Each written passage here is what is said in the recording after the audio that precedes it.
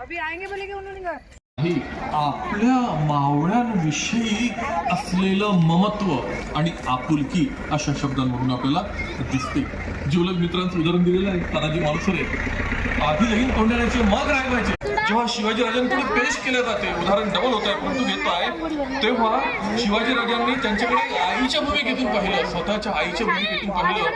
हे जगाच्या पाठीवर केवळ आमच्या भारतात घडलं, केवळ आमच्या महाराष्ट्रामध्ये घडलं, इतरत्र कुठेही घडू शकलं नाही. इतर जर राज्यकर्ते असते तर म्हटलं असतं हरकत नाही, हमारे जलनखंड में भेज दो म्हटलं असतं, किंवा आमच्या बायकांमध्ये आणखी एक भर पडू द्या म्हटलं असतं. परंतु शिवाजी महाराजांनी तसं म्हटलं नाही.